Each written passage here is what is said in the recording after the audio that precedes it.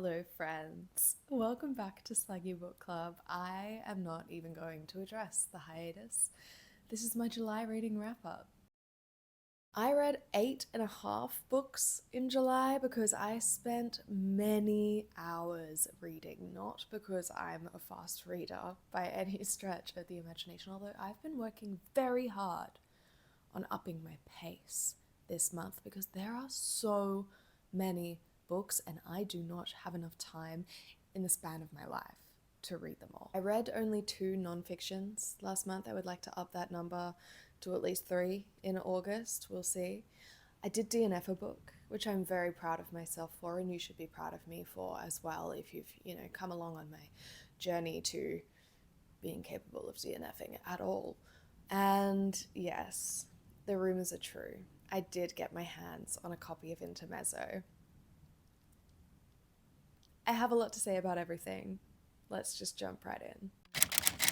The first book that I read in July, fitting, you'll see why in a moment, is one I don't currently have on me because I've lent it to a friend.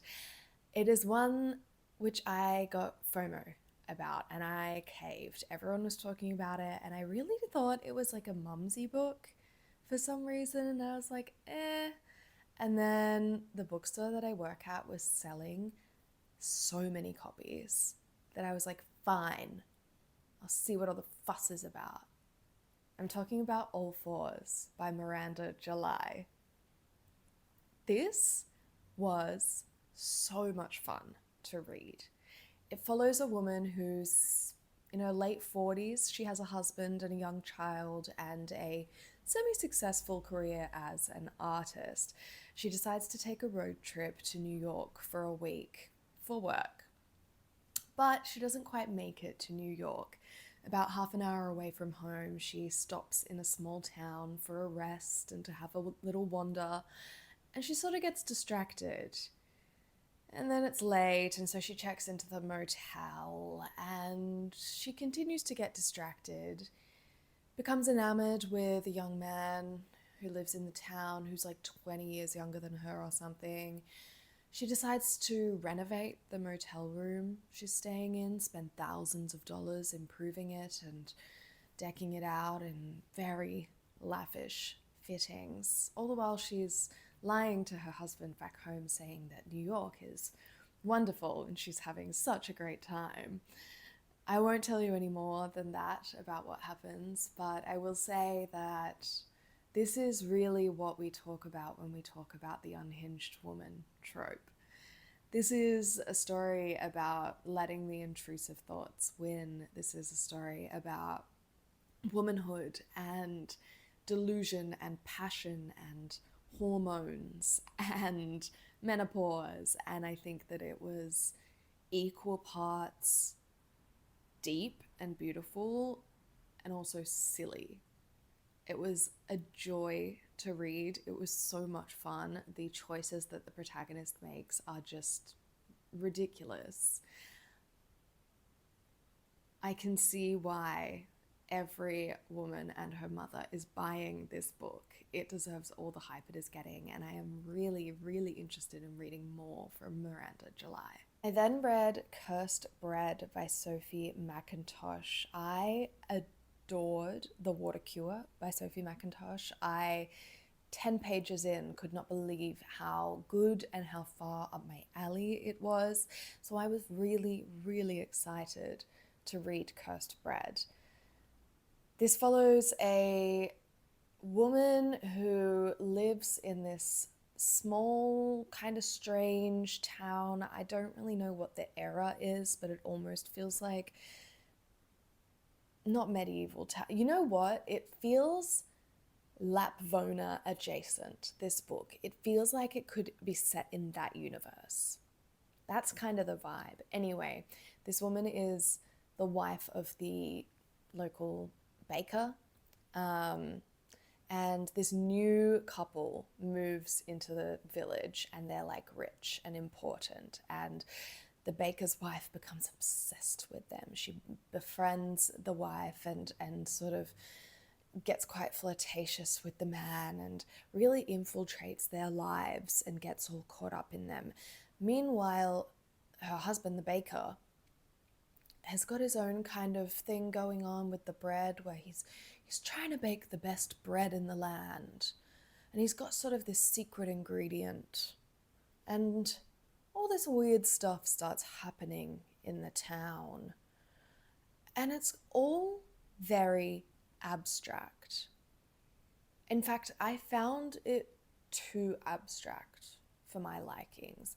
It was written quite differently to The Water Cure, and that was quite disappointing for me, to be completely honest. I really enjoyed Sophie McIntosh's writing style in The Water Cure, the way that she told the story. There was this eerie sense of mystery to it still, but you could still follow what was happening. Whereas in this book, I feel like it was so dreamlike, almost so abstracted that I just struggled to follow the story.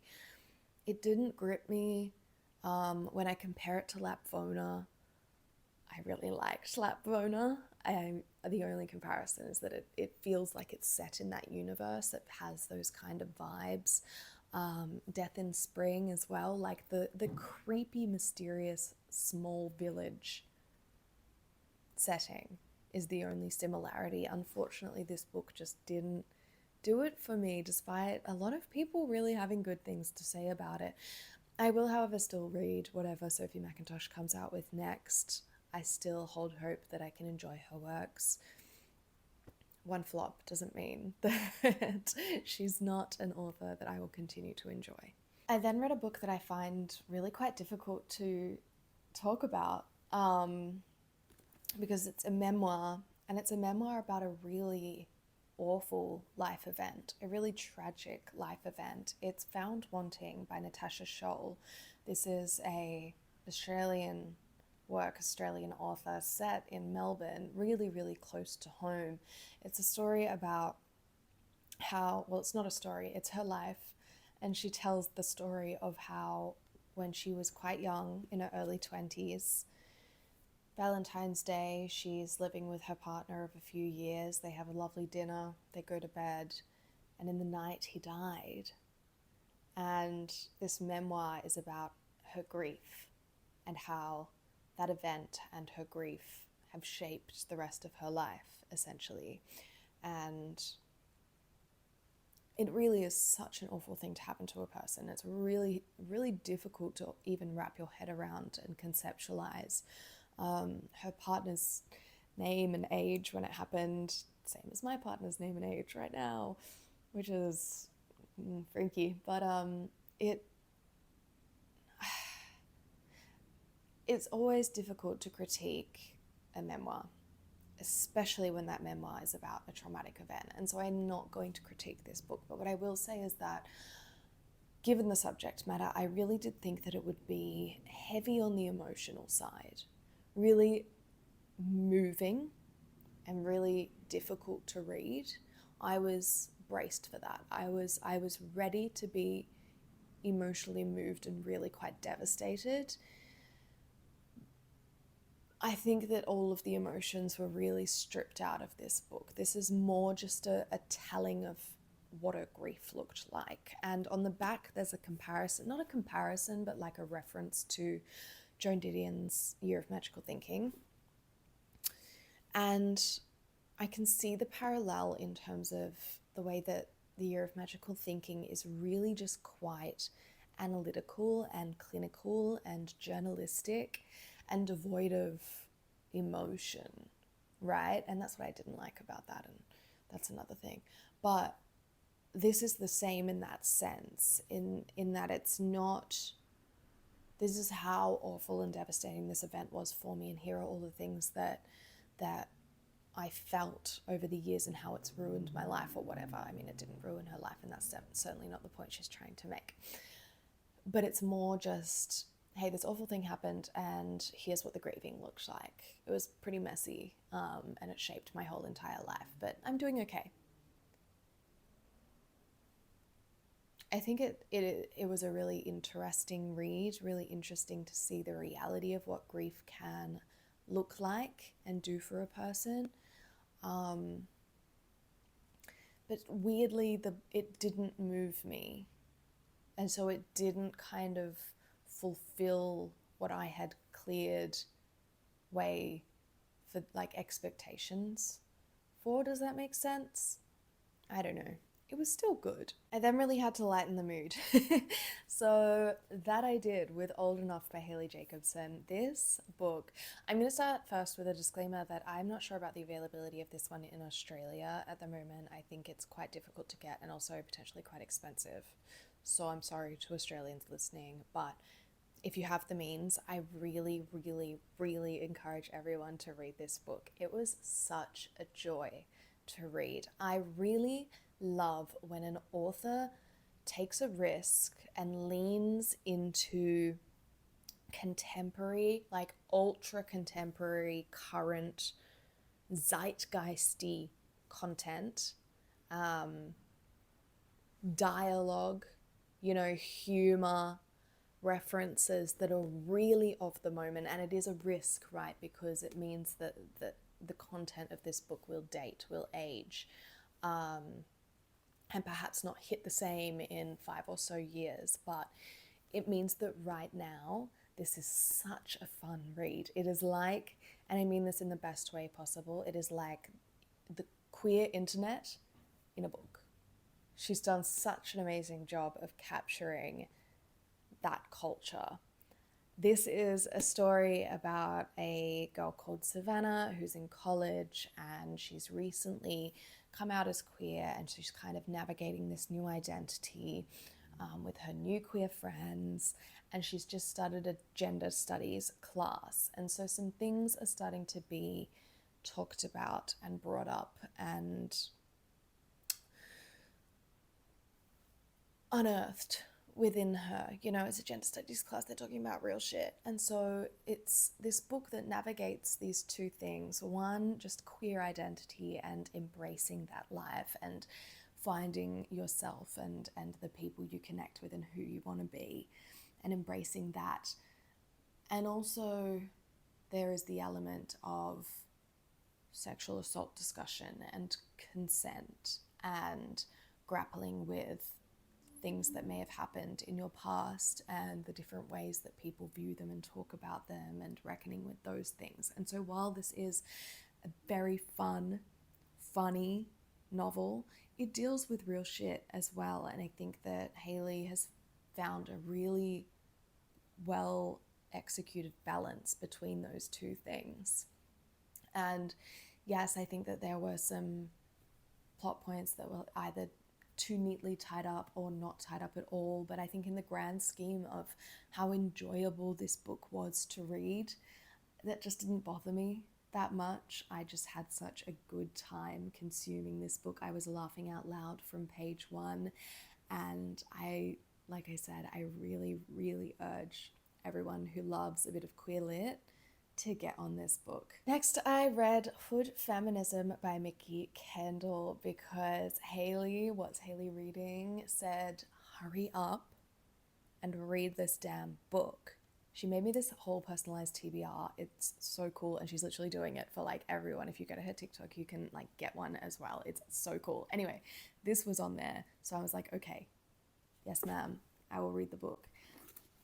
So, okay, I love feminist nonfiction, right? But I feel like they exist on this spectrum. Of course, I guess like all nonfiction, probably this is not an interesting take, but they're either super entry level and like, okay, maybe if I was like at the start of high school and like 14 years old, this would be a really good read, but I'm a bit past that now.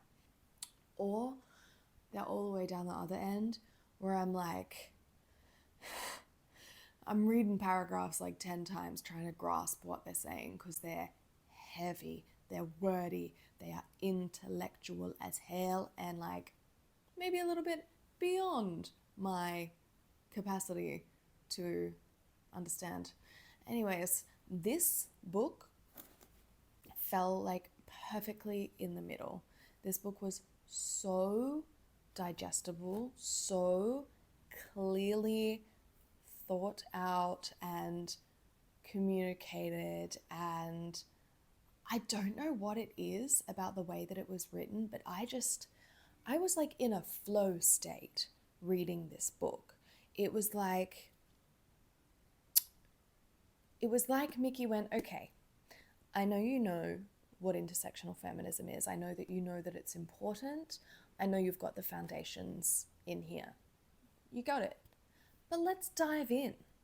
Let's look at the history. Let's look at what's really going on, like on a ground level, and how we can apply these things without getting way too fucking like PhD intellectual, like you need to have a grasp of like all these bigger concepts. No. It's like whatever comes after entry level. It was so well done, and I was tabbing, and I'm not often a tabber, but I was tabbing, and I honestly read this in a day, maybe 2 days, which is unheard of for a non-fiction for me. Unheard of. This is such a well put together book. I implore everybody to read it. Non-fiction, feminist non-fiction can be heavy, can be a lot to take in. This is so easy to read, and I learned so much, and I am so glad that Haley forced me to read it. Okay, we're now up to the book that I DNF'd, so I'm not going to have too much to say about this one because of obvious reasons. But devastatingly, it was Ruth and Penn by Emily Pine. And now I read Emily Pine's essay collection, Notes to Self, and I really enjoyed it. And it is really interesting to think about the fact that this happens a lot for me, where I will really enjoy an author's non-fiction writing, and then they'll decide to try fiction writing, and I just don't love it as much. Like it happened with Dolly, it happened with Lisa, and it's happened with Emily. And I feel like even her writing style was still the same, but the way that it applied to fiction storytelling just didn't work for me. This is a story about two female characters, so they get separate perspectives. I didn't get far enough in to learn what their connection is. Ruth and Penn are their names, obviously. I got 70 pages into this novel, just for the record. And it seems to be set in one day, and it alternates between their two timelines, back and forth. Ruth is a middle-aged, or 30 to 40, I don't know, an older woman. I don't know what she's doing. I seriously can't remember anything about her. Penn is like young, teenager or early 20s, autistic, queer, going on a date with a girl, going to the climate strike as a date with a girl. And that's about as far as I got. I just couldn't hack the way that the characters were written. I can't explain it. It wasn't doing it for me, and I knew immediately. Like I knew as soon as I started reading that I wasn't into it.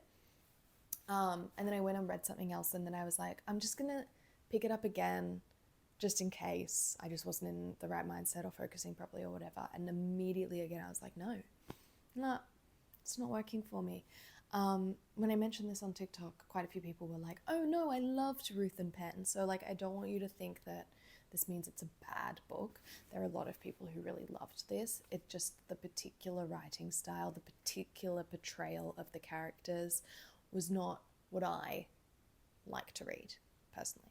Super random, I also dove into some genre fiction last month. I was sent Girl Falling by Hayley Scrivener, who wrote Dirt Town, I believe, which was quite a successful book, I think. Crime, mystery genre. Now, I do not read crime or mystery. But when Macmillan, Pan Mac reached out, they were like, look, we know, but like it's good and you could enjoy it. I was like, yeah, why not? Like, let's dip our toe, you know? good to try something new every now and then. I don't know what to think of this book. My personal experience of it was that I didn't really care. I wasn't like, I think going into a crime mystery, I was like, there are going to be so many twists and turns. I'm going to be like dying to know what happens next and find out who done it. It just wasn't my experience. I was just like, like that's kind of obvious and like, yeah, whatever. Like, it basically is about these two girls or women in their 20s who have a really toxic friendship, essentially. One of them's a bit of a narcissist. They became friends because both of their younger sisters committed suicide quite close to each other in high school, and so they bonded over that. And one of them's got a new girlfriend, and they decide to all go abseiling, rock climbing, something like that. And the girlfriend's like, oh, are you sure this is safe? And the girls are like, oh, we do this all the time. Like, it's fun, whatever. Like, come, we're bonding. And then the girlfriend dies. So that's your crime, your mystery setup. Yeah. We'll see what the people have to say about it, because I just, like, I don't know how to, like, maybe this is a really good crime novel. I don't read crime, so I don't know. But the story wasn't, like, I wasn't excited by it. I just recorded 7 minutes of me talking about a book and my microphone was off. The next book that I read was A Language of Limbs by Dylan Hardcastle. Now, I am so grateful to Pan Mac for sending me a copy of this. I was going to buy it. I was about to buy it. Everyone was raving about this book and it sounded right up my alley and I really wanted to read it and I was going to buy it. So I am so grateful. I feel so lucky and blessed to have been sent a copy for free. Insane. I really loved this book. This is a story about two people. They're referred to as limbs, two limbs. We have their two different perspectives. Each chapter is called Limb 1 or Limb 2, depending on who you're reading, right? And it follows their lives as queer women in, I think, the 70s. Yeah, like through the 70s, 80s kind of time in Australia, which means the first Mardi Gras, which means AIDS. It was really like a contentious time for queer people. One of the girls is outed and ousted and falls into a queer found family. She is surrounded by love.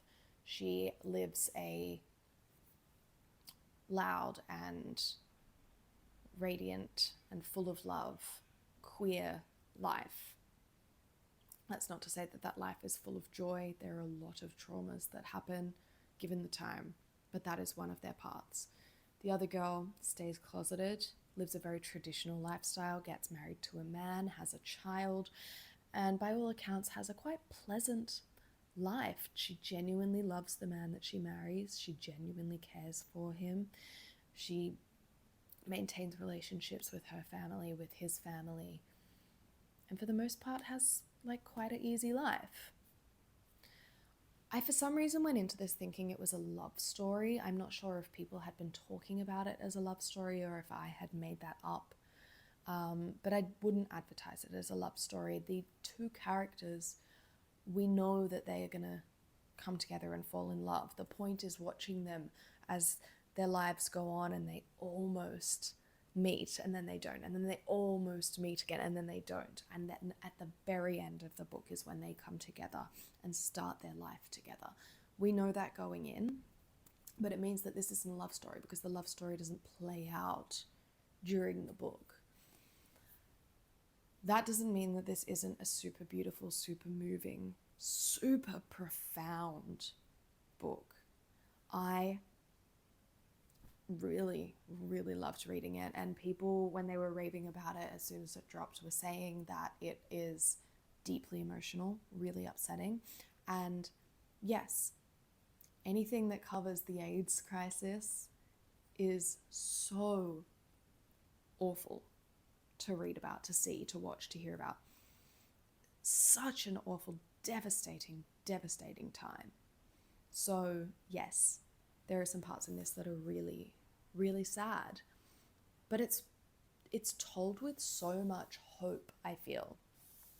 There's also a lot of poetry woven into this. I think the author is a poet. I mean, I guess that checks out. I don't do poetry. You'll probably know that about me. I don't get it. It doesn't work for me. But it worked for the book. And this would not be the same book if it weren't for the poetry. One of the characters is a poet. That's like her art. And so it really lends itself to that character.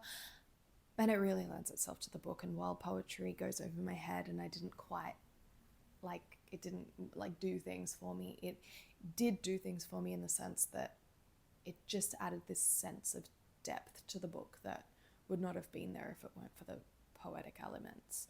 I just think that this is such a beautifully written book. And if you like queer literature, if you like Australian literature, if you like books, then you should read this book. I said before I went into it that it was a combination between, seemed like a combination between Sunburn and Talking at Night. I stand by that. I think it is like vaguely similar to those two things. It's gorgeous. And finally, the book that you have all been waiting for, Intermezzo by Sally Rooney. Now, here's the thing. Australia are being weird about this book. Technically, I'm not allowed to talk about it. Technically, no one's allowed to say anything about it until it's released for some reason.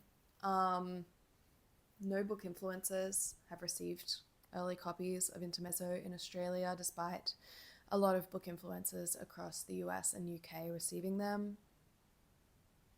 Only bookstores received advance copies. Lucky for me, I also work at a bookstore. I'm gonna make a full video talking about Intermezzo when it drops. I really don't want to get in trouble from the publisher or burn bridges, even though we don't really have a relationship anyway, and they didn't send me the book, so I just want to respect whatever the marketing plan is here. I will say a few things though. This is Sally Rooney going full throttle Sally Rooney. She went so hard. We know she's an intellectual. This book is intellectual. This is also quite different for her. I think it's still Sally, and you still start reading it and you're like, oh yeah, this is Sally Rooney. But there is a shift.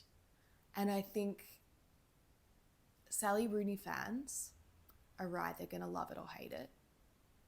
But I think that this opens up an opportunity for people who are not a fan of Sally Rooney's previous works to perhaps appreciate a Sally Rooney work, because it is quite different. The story follows two brothers who are 10 years apart in age. Their father has just died and they're dealing with their grief not very well. And the women in their lives are suffering because of it. Classic. We have Ivan, a recovered incel and chess genius, and Peter, an ally king, successful lawyer dude.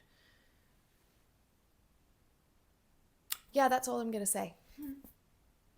I'm gonna, really hone my thoughts and make a full video chatting about this book and what I thought of it. Listen, a lot of people from the US and UK are already sharing their thoughts on these books, and their thoughts are way more considered and smart than mine will be. So go and check out the US and UK creators that have been saying very smart things about Intermezzo. But if you care to hear what I thought of it, come back on September 24th when I post the video. And that is the end of my July reading wrap up and the 8.5 books that I read. I can't believe I read so many. I kind of hope I don't read this many in August, because for one, it's a lot to go back and discuss this many books. But also I spent so much time reading, and I feel like I could be spending my time in slightly more productive ways.